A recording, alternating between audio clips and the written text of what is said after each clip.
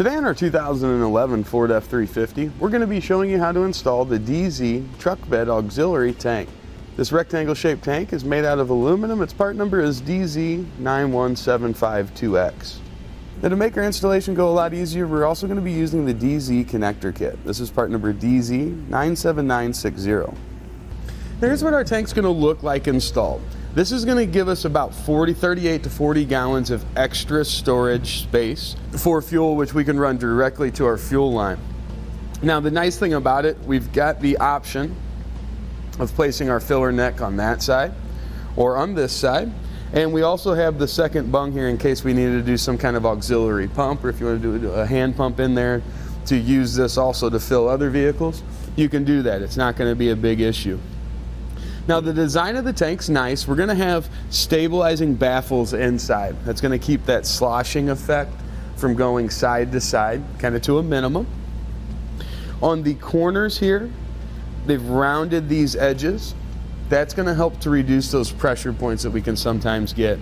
And that's going to help our tank last for a very long time, especially with the aluminum construction. This is that tread bright material.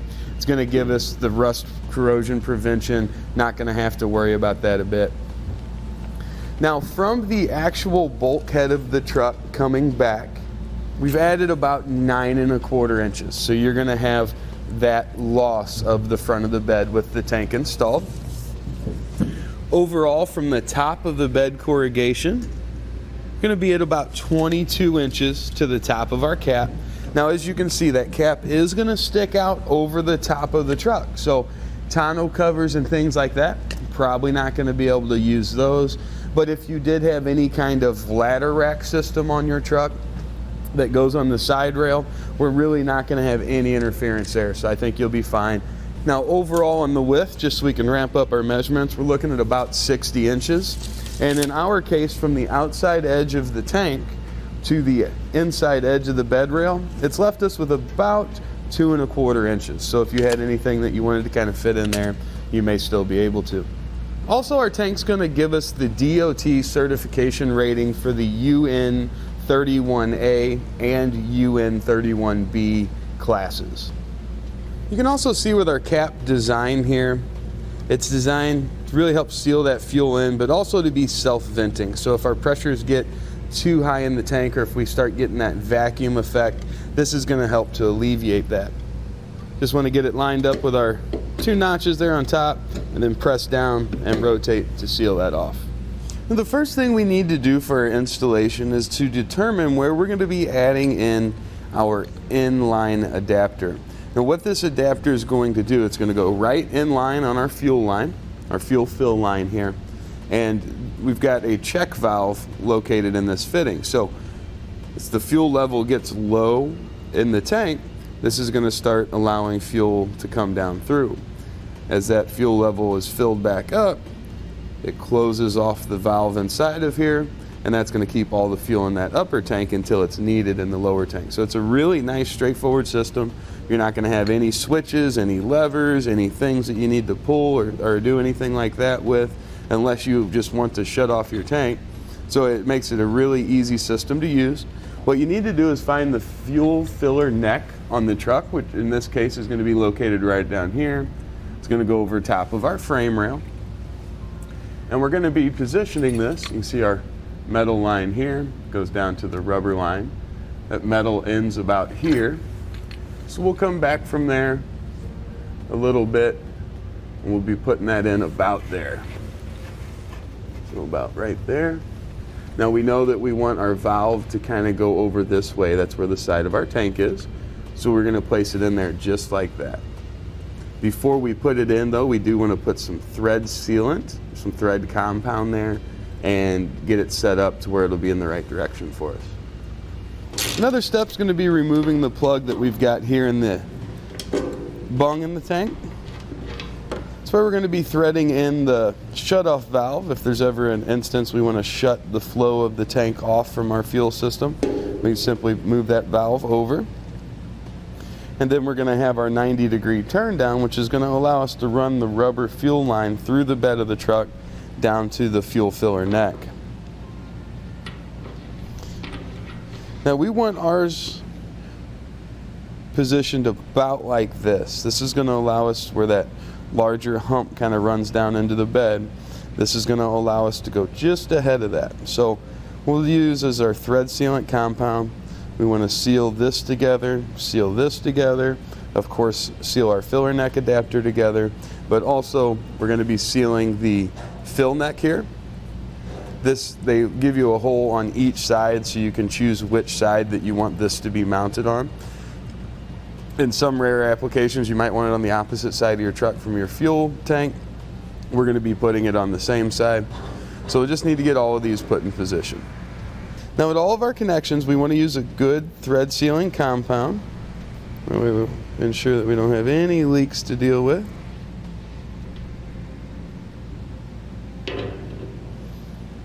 Now when we position this, of course we want to position it so it's up and down so we can get to our shutoff whenever we might need it.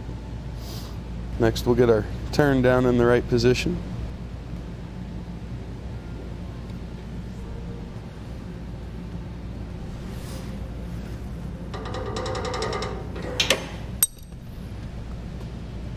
Alright, that should be pretty ideal. That'll give us plenty of room, and then that'll come back and turn down.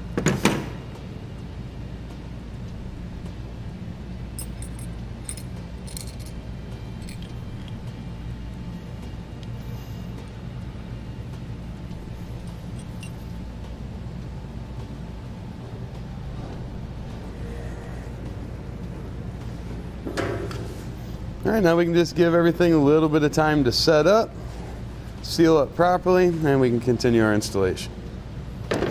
Now at all of our mounting locations, you'll see there's going to be a tab. In our case today we are going to have to put in a spacer. It's not a big deal, we can show you how to do that.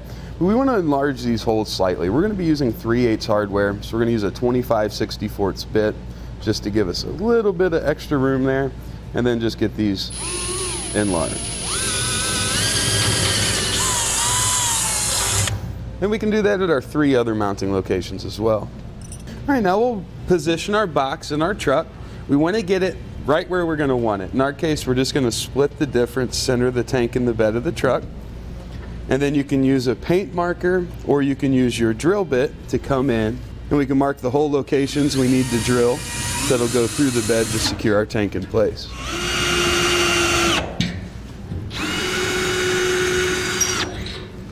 And I'm also going to mark the location where we'll be drilling the hole down through the bed for our fuel line to run out.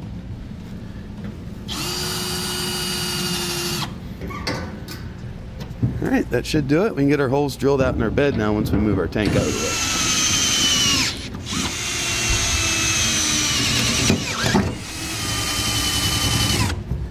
Now here where our fuel line is going to be going through down to our fuel filler neck, we're going to use a 3/4 inch hole saw.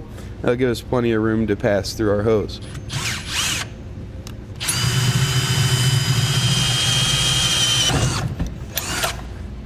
And once we've got our hole drilled, we really need to spend some time and clean up the edges really well to make sure we don't have any burrs or that we don't have anything that might hurt the hose as it passes through. We're going to do this on the top here and also on the bottom.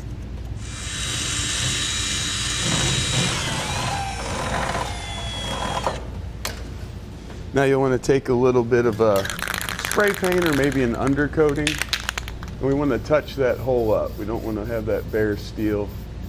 You can also do that on the 4 mounting holes as well if you decide to. All right, now we'll start by getting our adapter put in position here. The end of our metal tube here is about right here, so we're going to go about where that zip tie's at, about right there. We'll see that we need to cut out from about right there to about right there. So we're going to cut out that section right there. Now you see this material that goes around this hose. You probably want to zip tie that off on that back side, because it kind of can start to unravel. Now we don't want to cinch that zip tie down too much. We just really want it to hold that material. All right, let's start scoring this material very lightly. We can cut that off there.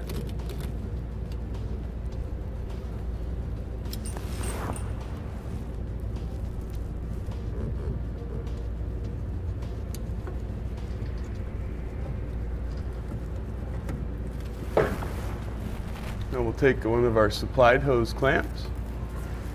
We'll slide that on each side of our cut there. And we'll get our adapter slid into position.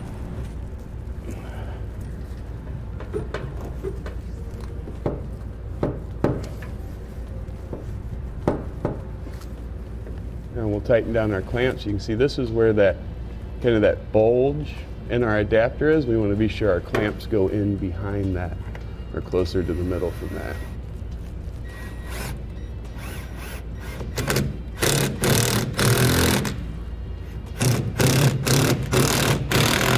Now once we get to our final position, we want to make sure that our valve is on the upper side and we've got our adapter set as horizontal as possible.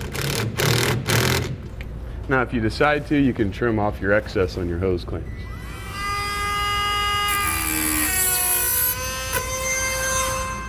All right, now we're ready to slide the auxiliary line up onto our fitting there.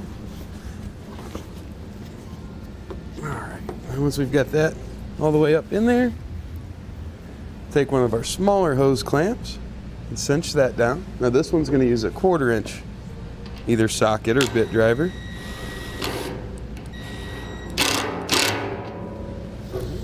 Now to protect our hose further as it passes through the bed, we've got some wire loom here. We can use that to go right around our hose. We're going to use about 1 foot of it. That is available on our website if you don't already have some. All right, then once that's on there securely, we'll just take a zip tie around the very top of it here, and that'll keep it from going down below our bed. Now we can start feeding that fuel line down through that 3/4 inch hole that we drilled.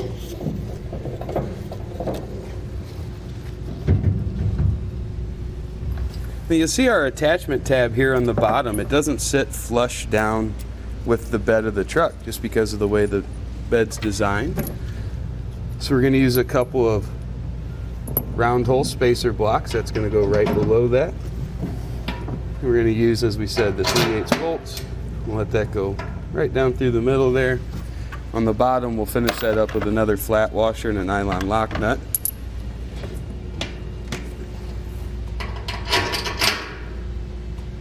You'll see on our upper mounting location here, that flange just isn't going to quite line up with the upper portion of the bed. So we've just drilled through that lower portion of the bed. Now that does leave a gap between our bracket and the bed.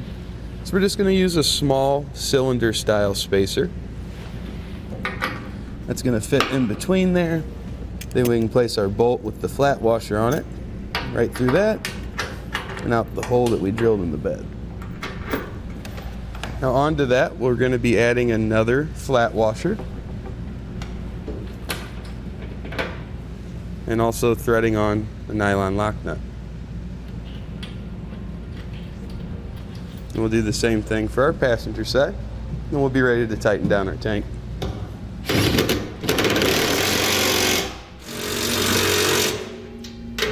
Now of course, when we tighten down the lower ones, we're going to need somebody underneath the vehicle and also in the bed of the truck. Once we've got our tank secured down, we'll run our line back this way where it'll line up with our fitting. We'll trim off the excess we don't need. It's okay to leave a little bit of slack here in case you ever need to make any changes or reroute it. We'll place our hose clamp on our hose and then slide that together. And we'll tighten that down, be able to fill our tank with fuel and check for leaks.